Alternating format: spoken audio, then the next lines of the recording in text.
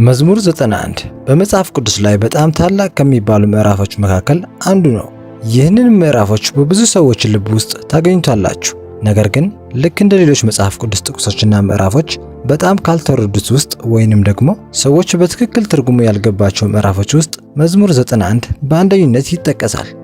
ይህም ምንን ያመለክታል ብለን ከተመለከትን ይህንን ምዕራፍ ስንተረጉም በትክክለኛው መንገድ ለመተርጎም ግዴታ ነገሮችን በመንፈሳዊ ደረጃ ልንመለከት ይገባል።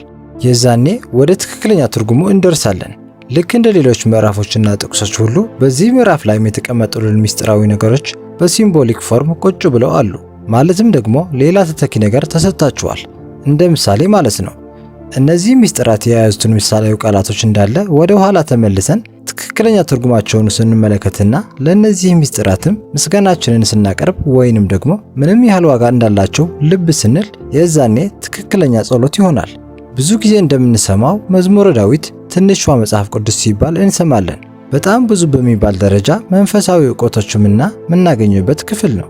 መዝሙር 91 ሳይንቲፊክሊ ወይንም ደግሞ በሳይንሳዊ መንገድ መረዳት ከቻልን በሕይወት ዘመናችን ልናነባቸው ከምንችላቸው በጣም ኃይል ካላቸው ጸሎቶች ውስጥ አንዱና ዋነኛው ነው። ሰዎች ከገቡበት ትልቅ የሚባል ችግር ውስጥ የሚወጡት እዚህ ጸሎት ላይ በየቀኑ እየተለማመዱ ስለሆነ ነው። ይህንን ስላችሁ በመንፈሳዊነት ማለቴ ነው። አሁን እያሰባችሁ ይሆናል፣ እስከ ዛሬ ድረስ እኔ በተሳሳተ መንገድ እየተመለከትኩ ነው ብላችሁ ትጠይቃላችሁ። በተሳሳተ መንገድ ባይባልም ግን ሚስጥራቶችን ማወቅ ይጠበቅባቸዋል። ከእያንዳንዱ ጥቅስ ጀርባ ያለውን ሚኒንግ ወይንም ደግሞ እውነተኛውን ትርጉም እንድታውቁ ማለት ነው። የዛኔ የጸሎቱ ዓላማችሁ የበለጠ እየተሻሻለ ይመጣል። በመጀመሪያ ደረጃ ጸሎት ምንድን ነው ብለን ከተመለከትን ጸሎት ማለት ስለ ፈጣሪ ማሰብ ማለት ነው። ብዙውን ጊዜ ፈጣሪን ማናገር ይመስለናል፣ ግን ከዛ በላይ ፈጣሪን ማሰብም ጸሎት ነው። ስለዚህ መጽሐፍ ቅዱስ ላይ አንድ ጥቅስ አንስታችሁ ስለዛ ጥቅስ ማሰብ ስትጀምሩ ትርጉሙን ምንድነው እያላችሁ መመርመር ስትጀምሩ እናንተ አታውቁትም እንጂ እየጸለያችሁ ነው። ምክንያቱም ፈጣሪን ለማወቅ እየሞከራችሁ ስለሆነ። ትክክለኛና ውጤታማ የሚባለውም የጸሎት አይነት እሱ ነው። ብዙ ጊዜ አንድ ነገር ሲያስቸግራችሁ፣ ከባድ የሚባል ነገር ሲያጋጥማችሁ ወይንም ደግሞ እንዲሁ ፍርሃት ውስጥ ስትቀመጡ ይህንን ምዕራፍ ታነቡትና በአንዴ ውስጣችሁን ሰከን ሲል ሰላም ሲሰማችሁ ትመለከታላችሁ። ነገሮችንም በተለየ ፐርስፔክቲቭ ወይንም ደግሞ እይታ መመልከት ትጀምራላችሁ። እይታችሁ እየተቀየረ ሲመጣ ደግሞ ውጤቶቻችሁ እየተቀየሩ ይመጣሉ። የምትፈልጓቸው ውጤቶች የሚመጡት በዚህ ምክንያት ነው። ስለዚህ የብዙ ሰዎች ሕይወት እየቀየረ ያለውን ምዕራፍ በደንብ እንመልከት። እያንዳንዱን ቃልና ከኋላ ያለውን ሚኒንግ ወይንም ደግሞ ትርጉም እንመለከታለን። ያልገባንን ምስጢር ማለቴ ነው። ሁሉንም ነገር ስንፈትሽ ቃል በቃል መስመር በመስመር እየሄድን ነው። ነገር ግን መጀመሪያ ያንን ለማድረግ ሙሉውን እናንብበውና ድጋሜ እንመለሳለን። መዝሙረ ዳዊት ምዕራፍ 91 በልዑል መጠጊያ የሚሆን ሁሉም በሚችል አምላክ ጥላ ውስጥ ያድራል። እግዚአብሔርን አንተ መታመኛዬ ነህ እለዋለሁ። አምላኬና መሸሸጊያዬ ነው፣ በእርሱም እታመናለሁ። እርሱ ከአዳኝ ወጥመድ ከሚያስደነግጥ ነገር ያድንሃልና፣ በላባዎቹ ይጋርድሃል፣ በክንፎቹም በታች ትተማመናለህ። እውነት እንደ ጋሻ ይከብብሃል። ከሌሊት ግርማ፣ በቀን ከሚበር ፈላጻ፣ በጨለማ ከሚሄድ ክፉ ነገርና ከአደጋና ከቅጥር ጋኔንም አትፈራ። በአጠገብህ 1000 በቀኝህም 10,000 ይወድቃሉ፣ ወደ አንተ ግን አይቀርብም። በዓይኖችህ ብቻ ትመለከታለህ፣ የኃጥአንም ብድራት ታያለህ። አቤቱ አንተ ተስፋዬ ነህና ልዑሉን መጠጊያህ አደረግህ። ክፉ ነገር ወደ አንተ አይቀርብም፣ መቅሰፍትም ወደ ቤትህ አይገባም። በመንገዱ ሁሉ ይጠብቁህ ዘንድ መላእክቱን ስላንተ ያዛቸዋልና እግርህን በድንጋይ እንዳትሰናከል በእጆቻቸው ያነሱሃል። በተኩላና በእባብ ላይ ትጫማለህ፣ አንበሳውንና ዘንዶውንም ትረግጣለህ። በእኔ ተማምነዋልና አስጥለዋለሁ፣ ስሜንም አውቀዋልና እጋርደዋለሁ። ይጠራኛል እመልስለትማለሁ። በመከራውን ጊዜ ከእርሱ ጋር እሆናለሁ፣ አድነዋለሁ፣ አከብረውማለሁ። ረጅምን ዕድሜ አጠግበዋለሁ፣ ማዳኔንም አሳየዋለሁ። ምዕራፍ 91 ይህንን ይላል። ታዲያ አሁን ወደ ትርጉሙ እንመጣለን። ብዙ ሰዎች እየሳቱት ያሉት ወይንም ደግሞ ሳይገባቸው እያለፉት ያሉት ምንድን ነው? ከመጀመሪያው እንጀምር። በልዑል መጠጊያ የሚሆን ሁሉን በሚችል አምላክ ጥላ ውስጥ ያድራል። እዚህ ጋር በልዑል መጠጊያ የሚለው ቃል ምንን ነው የሚያመለክተው? ሃየር ሰልፍ ወይንም ደግሞ ኒውሮ ኮንሽስነስ ይባላል። ማለትም ደግሞ የራሳችሁ ንቃተ ህሊና በሳይንስ ኦፍ ሪሊጅንም ከተገኙ በጣም ፕራክቲካል ወይንም ደግሞ ተግባራዊ ከሚባሉ ግኝቶች ውስጥ ይሄ ቀዳሚው ነው። አሁን የሰዎች ስህተት የቱ ጋር ይጀምራል ካላችሁኝ በልዑል መጠጊያ የሚለው ቃል በብዙ ሰዎች ግንዛቤ ከራሳቸው ውጪ እንደሆነ አድርገው ይመለከቱታል። ባህር ማዶ ከነሱ ውጪ ያለ ነገር፣ ከነሱ የራቀ ነገር ወይንም ደግሞ በሰማይ ላይ ያለ። እዚች ጋር የምንሰራት አንድ ስህተት ሙሉ ለሙሉ ተስፋችንን የምትገድለዋ ስህተት ነች። ምክንያቱም የምንጸልየው ጸሎት እንዳለ፣ ምንለምነው ልመና እንዳለ ከኛ ውጪ ላለ ነገር አድርገን የምንመለከተውና ከዛ ነገር ጋር ኮንታክት ከሌለን ማለትም ደግሞ ከዛ ነገር ጋር ካልተገናኘን የጸለይነው ጸሎት ምንም እንዳልደረሰ መስሎ ይሰማናል። ይህ ማለትም ከፈጣሪ ጋር የሆነ መገናኘትን እንጠብቃለን ማለት ነው። ፈጣሪን ስናስበው ከኛ ውጪ ያለ ነገር አድርገን እንመለከተዋለን። ጸሎታችንን ሰራ ብለን እንድናስብ ያንን ኮንታክት ወይንም ደግሞ ግንኙነት እንፈልጋለን። ማለትም በሆነ መንገድ እንዲታይልን እንዲታወቀን ማለት ነው። ከፈጣሪ ጋር ደግሞ መገናኘት ከፈለግን መገናኘት የምንችለው በውስጣችን ነው እንጂ ውጪውን በመመልከት አይደለም። ስለዚህ ሁልጊዜ ለፈጣሪ እየጸለይን ነው ብለን ውጪውን ለመመልከት ብንሞክር ፈጣሪን በውስጣችን ነው ያለው፣ እኛ ግን ፍለጋችንን ውጪ ነው። ስለዚህ እዚህ ጋር ውድቀት ይመጣል ወይንም ደግሞ ፌሊየር ይመጣል። ውድቀት ያልኩት ጸሎታችንን አይሰማም እያልኩ ሳይሆን እኛ መጀመሪያ ያስቀመጥነው ኦብጀክቲቭ አልተሳካም። ያቀድነውን ፈጣሪ ማግኘት ነው። ፈጣሪን ደግሞ ልናየው አንችልም። ስለዚህ አልተሳካልንም ብለን እናስባለን። ጸሎታችንን ያልተሰማ ይመስለናል። ፈጣሪ በውስጣችን ነው ያለው እንጂ ከኛ ውጭ ያለ ነገር አይደለም። መጽሐፍ ቅዱስ ላይም በተደጋጋሚ የተጻፈልን ይህ ነው። የመጽሐፍ ቅዱስ ፋውንዴሽን ወይንም ደግሞ መሰረት የሚሆነው ለዚህ ነው። አስቀድማችሁ የእግዚአብሔርን መንግሥት ጽድቁንም ፈልጉ ተብሎ የተጻፈልን ለዚህ ነው። አሁን እያሰባችሁና እየጠየቃችሁ ከሆነ የእግዚአብሔርን መንግሥት የት ነው ካላችሁ በውስጣችሁ ውስጥ ነው የሚገኘው። ምክንያቱም ፈጣሪ በውስጣችን ውስጥ ስላለ። በሌላ ክፍል ላይም ቃሉ እንደዚህ ይላል፣ አንተ ግን ስትጸልይ ወደ እልፍኝህ ግባ፣ መዝጊያህንም ዘግተህ በስውር ላለው አባትህ ጸልይ። የዚህንም ትርጉም ከጠየቃችሁኝ ከራሳችሁ ሐሳቦች ከራሳችሁ ኮንሸስነስ ወጣ በሉ እያለን ነው። ትኩረታችንን ውጫዊ በሆኑ ነገሮች ላይ ስናደርግ እንዳለ ትኩረታችንን እንሰበስብና ፈጣሪ ላይ እናደርጋለን። ወደ እልፍኝህ ግባና መዝጊያውን ዝጋ ማለት ያ ነው። ሐሳቦቻችሁ እንዳለ አውጥታችሁ በሩን ዝጉት። እዚህ ጋር ከተግባባን አሁን ወደ ቀጣዩ ማለፍ እንችላለን ማለት ነው። በአምላክ ጥላ ውስጥ ያድራል ማለት በፈጣሪ ጥበቃ ስር መሆን ማለት ነው። ይሄ ግልጽ ነው። ስለዚህ ዕለት ተዕለት በምናደርገው ሙከራ ማለትም ደግሞ ዕለት ተዕለት ሐሳቦቻችን እያወጣን ሙሉ ለሙሉ ትኩረታችንን ለፈጣሪ ስንሰጥ በሱ ጥበቃ ስር እናድራለን። እሱም ከኛ ጋር ይሆናል ማለት ነው። ምዕራፍ 91 ሁለተኛ ቁጥር ላይ ስንመጣ ደግሞ እንዴት ይሄኛው ጸሎት ለሁሉም ሰው እንደሚሆንና እናንተንም እንደሚያካትት ያሳየናል። በአጻጻፉ ማለት ነው። እግዚአብሔርን አንተ መታመኛዬ ነህ እለዋለሁ፣ አምላኬና መሸሸጊያዬ ነው፣ ለእርሱ እታመናለሁ ይላል። እዚህ ጋር አምላኬ የሚለው ቃል ፈጣሪን ያመለክታል። በደንብ ጠልቀን ስንመለከት ደግሞ እናንተ የምታውቁት እውነታ ማለት ነው። እናንተ የምታውቁት እውነታ ደግሞ the presence of God ወይንም ደግሞ የእግዚአብሔር መገኘት ነው። ምክንያቱም እሱን ሁሉን አዋቂ ነው። አሁን እዚህ ጋር ጥያቄ የጠየቃችሁ ይሆናል። እንዴት ነው ኖሌጅ እና ፕሬዘንስ አንድ የሚሆኑት? ማለትም ደግሞ ዕውቀትና መገኘት እንዴት አንድ ይሆናል? ናውሌጅ በሁለት ይከፈላል። ማለትም ደግሞ ዕውቀት አንደኛው ኢንቴሌክቹዋል ነው፣ ሁለተኛው ደግሞ እውነተኛ ነው። እውነተኛ ዕውቀት ደግሞ ምንድን ነው? ኤክስፒሪየንስ ነው። ዕውቀታችንን ከልባችን የመጣ ሲሆን እውነተኛ ነው። ከአእምሯችን የመጣ ከሆነ ደግሞ ኢንቴሌክቹዋል ይባላል። የአንድ ሰው ሃየር ሰልፍ ወይንም ደግሞ ሪል ሰልፍ የሚባለው ለዚህ ነው። ሙሉ ለሙሉ መንፈስ ነው፣ ከፈጣሪ ጋር አንድ ነው፣ ምንም የሚለየው ነገር የለም። አብዛኛው ጊዜ ሰዎች ደግሞ ይህንን ኃይል ወይንም ደግሞ ይህንን ዕውቀት ከላይ ብቻ ነው የሚያውቁት። ይህንን ኤክስፒሪየንስ በመጀመሪያ ደረጃ ኢንቱዊሽን ይሉታል፣ ማለትም ደግሞ ውስጣዊ ድምፅ።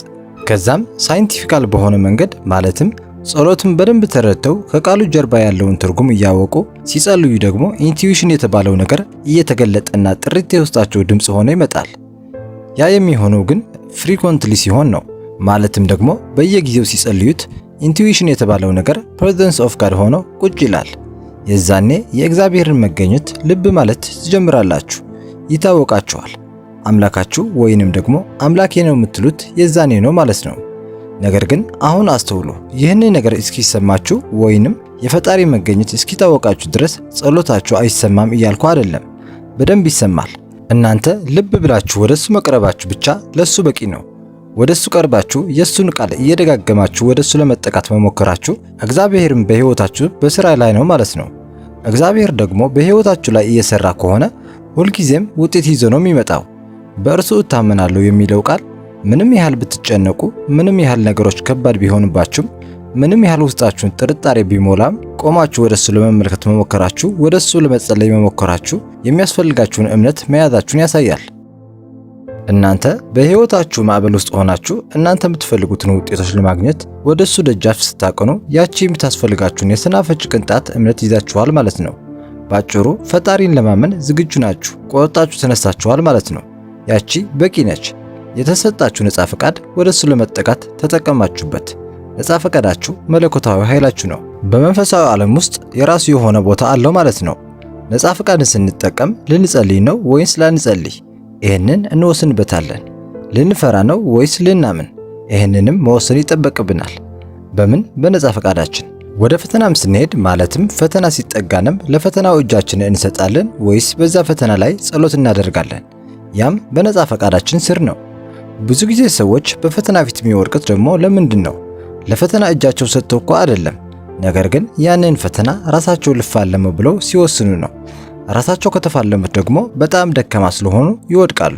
ነገር ግን ወደ ፈተና ሲሄዱ ወደ እግዚአብሔር ጠጋ ብለው እሱ እንዲያግዛቸው ቢጠይቁት እሱ ያደርገዋል፣ ከፈተናውም ያወጣቸዋል።